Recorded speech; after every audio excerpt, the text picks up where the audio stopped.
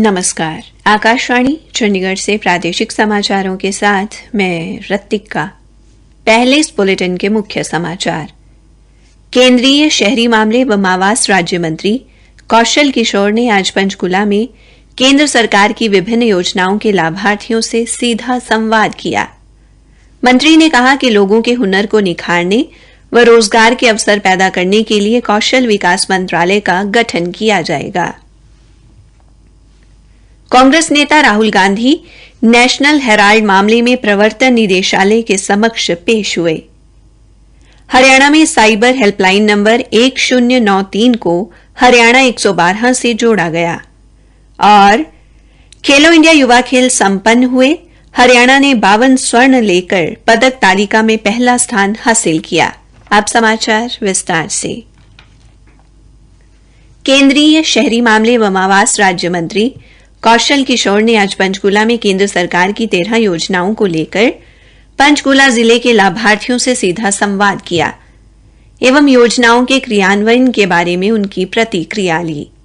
उन्होंने इन योजनाओं के प्रभावी क्रियान्वयन के लिए प्रदेश सरकार व जिला प्रशासन की सराहना की। इस अवसर पर हरियाणा विधानसभा के अध्यक्ष ज्ञानचंद गुप्ता, अंबाला से सांसद रतन लाल कटारिया तथा प्रशासनिक अधिकारी भी उपस्थित रहे। लाभार्थियों से संवाद करते हुए श्री कौशल ने कहा कि प्रधानमंत्री नरेंद्र मोदी की सोच है कि समाज अंतिम पंक्ति में खड़े व्यक्ति तक सरकार की सभी योजनाओं का लाभ पहुंचे ताकि उनका जीवन सुगम बन सके। उन्होंने कहा कि हर गरीब परिवार के पास अपनी छत हो, इसी परिकल्पना को साकार करने के लिए प्रधानमंत्री ग्रामीण आवास योजना व प्रधानमंत्री शहरी आवास योजना लागू की गई है। इस योजना के तहत इस वर्ष के अंत तक देश के हर गरीब व्यक्ति को अपना घर देने का लक्ष्य रखा गया है। श्री कौशल ने कहा कि इसी प्रकार लोगों को स्वरोजगार स्थापित करने के लिए प्रधानमंत्री मुद्रा योजना के तहत 50,000 तक, 50,000 से 5 लाख और 5 लाख से 10 लाख तक ऋण सुविधा उपलब्ध करवाई जा रही है ताकि स्वरोजगार स्थापित कर लोगों की आय बढ़ाई जा सके। केंद्रीय मंत्री ने कहा कि इसके अलावा लोगों के हुनर को निखारने व रोजगार के अवसर सृजित करने के लिए कौशल विकास मंत्रालय का गठन किया गया है। उन्होंने कहा कि हर घर नल से जल योजना के तहत वर्ष 2024 तक देश के हर घर में पेयजल की व्यवस्था सुनिश्चित करने का लक्ष्य रखा गया है। हरियाणा सरकार द्वारा इस लक्ष्य को इसी वर्ष पूरा करना तय किया गया है, जिसके लिए प्रदेश सरकार बधाई की पात्र है। उन्होंने कहा कि प्रधानमंत्री नरेंद्र मोदी ने मेक इन इंडिया और आत्मनिर्भर भारत का नारा दिया है और ये सबकी जिम्मेदारी बनती है कि इसे साकार करने के लिए मिलजुल कर कार्य करें। इस अवसर पर उन्होंने लोगों से युवा पीढ़ी के उज्जवल भविष्य के लिए उन्हें नशों से दूर रखने की अपील भी की। उन्होंने बताया कि 15 अगस्त को आजादी के 75 वर्ष पूरे होने के उपलक्ष्य में देश के विभिन्न स्थानों पर 75 लाख लोग एक साथ नशे से दूर रहने का संकल्प लेंगे। कांग्रेस नेता राहुल गांधी नेशनल हेराल्ड मामले में आज नई दिल्ली के प्रवर्तन निदेशालय के समक्ष पेश हुए। उनके साथ उनकी बहन और पार्टी नेता प्रियंका गांधी वाड्रा भी थी। श्री गांधी सैकड़ों कार्यकर्ताओं और पार्टी नेताओं के साथ सत्याग्रह मार्च के बाद प्रवर्तन निदेशालय के कार्यालय पहुंचे। पार्टी कार्यकर्ताओं एवं नेताओं ने प्रवर्तन निदेशालय के चंडीगढ़ स्थित कार्यालय के सामने भी विरोध प्रदर्शन किया। केंद्रीय मंत्री एवं भारतीय जनता पार्टी की नेता स्मृति ईरानी ने कहा कि कांग्रेस नेता जांच एजेंसी पर खुलेआम दबाव बनाने के लिए सड़कों पर उतरे हैं क्योंकि उनके द्वारा किया गया भ्रष्टाचार उजागर हो गया है। नई दिल्ली में संवाददाता सम्मेलन को संबोधित करते हुए श्रीमती ईरानी ने कहा कि ये गांधी परिवार की संपत्ति बचाने का प्रयास है। हरियाणा के मुख्यमंत्री मनोहर लाल ने आज मोहाली के एक निजी अस्पताल में जाकर पंजाब के पूर्व मुख्यमंत्री प्रकाश सिंह बादल के स्वास्थ्य का हाल जाना। श्री प्रकाश सिंह बादल पिछले 3 दिन से अस्पताल में भर्ती हैं। मुख्यमंत्री ने श्री प्रकाश सिंह बादल से काफी देर तक बातचीत की और उनका कुशल क्षेम जाना। इतना ही नहीं, मुख्यमंत्री ने चिकित्सकों से श्री प्रकाश सिंह बादल के स्वास्थ्य के संबंध में विस्तृत जानकारी ली। श्री बादल ने मुख्यमंत्री के पहुंचने पर उनका आभार मानते हुए कहा कि उन्हें बेहद अच्छा लगा कि वे उनका हाल जानने पहुंचे हैं। प्रधानमंत्री नरेंद्र मोदी ने भी एक ट्वीट कर पूर्व मुख्यमंत्री प्रकाश सिंह बादल के अच्छे स्वास्थ्य और शीघ्र स्वस्थ होने की प्रार्थना की है। प्रादेशिक समाचार आकाशवाणी चंडीगढ़ से प्रसारित किए जा रहे हैं।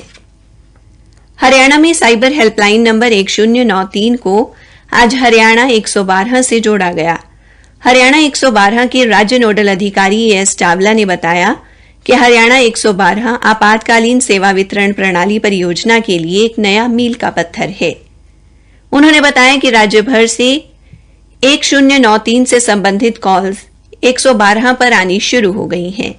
हरियाणा 112 प्रणाली में 1093 सेवा से संबंधित मानक संचालन प्रक्रियाओं को सफलतापूर्वक शामिल किया गया है ताकि पीड़ितों को तत्काल और जवाबदेह आपातकालीन सेवाएं प्रदान की जा सकें। हरियाणा के पंचकूला में आज खेलो इंडिया युवा खेलों का समापन समारोह इंद्रधनुष ऑडिटोरियम में आयोजित किया जा रहा है। हरियाणा के राज्यपाल बंडारू दत्तात्रेय समारोह में मुख्य अतिथि के तौर पर शामिल हुए, जबकि मुख्यमंत्री मनोहर लाल, केंद्रीय खेल मंत्री अनुराग ठाकुर ने विशिष्ट अतिथि के तौर पर शिरकत की। इस अवसर पर परंपरागत खेल मलखंब का प्रदर्शन किया गया। समापन समारोह के अवसर पर प्रधानमंत्री नरेंद्र मोदी ने अपना विशेष संदेश भेजा, जिसमें उन्होंने सभी खिलाड़ियों को बधाई दी और कहा कि खेल हमें टीम भावना सिखाते हैं।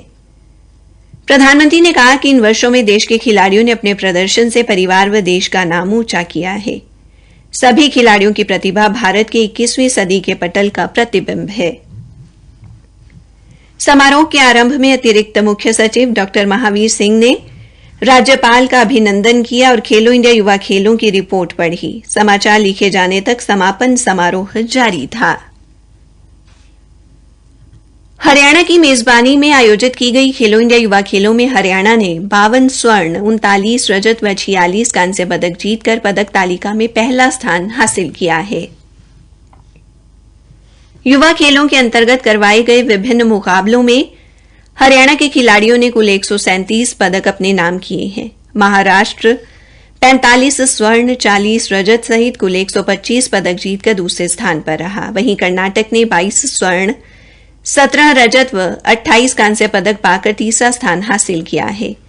खेलों का समापन होने तक मणिपुर एक बार फिर केरल को पछाड़कर चौथा स्थान हासिल करने में सफल रहा।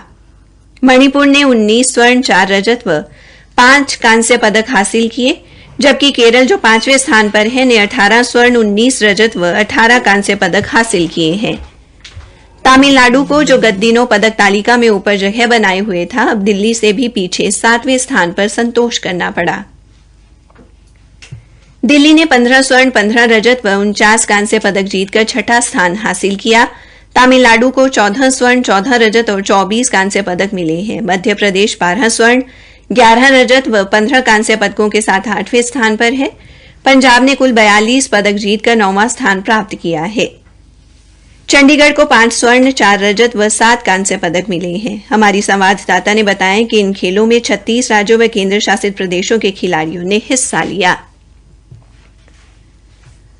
हरियाणा की मेजबानी में 4 जून से चल रही खेलो इंडिया खेलों में हरियाणा ने आखिरी दिन भी अपना दबदबा कायम रखा।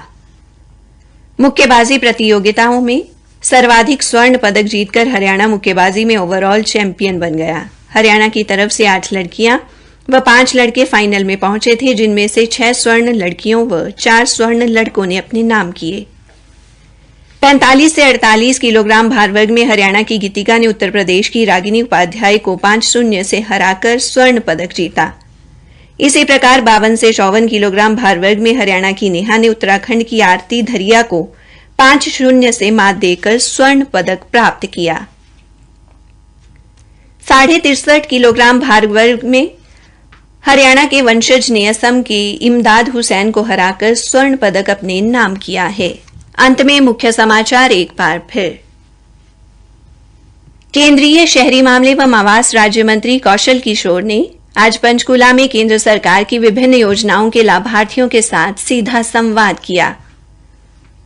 हरियाणा में साइबर हेल्पलाइन नंबर 1093 को हरियाणा 112 से जोड़ा गया और खेलो इंडिया युवा खेल संपन्न हुए। हरियाणा ने 52 स्वर्ण पदक लेकर पदक तालिका में पहला स्थान हासिल किया। इसी के साथ प्रादेशिक समाचार समाप्त हुए।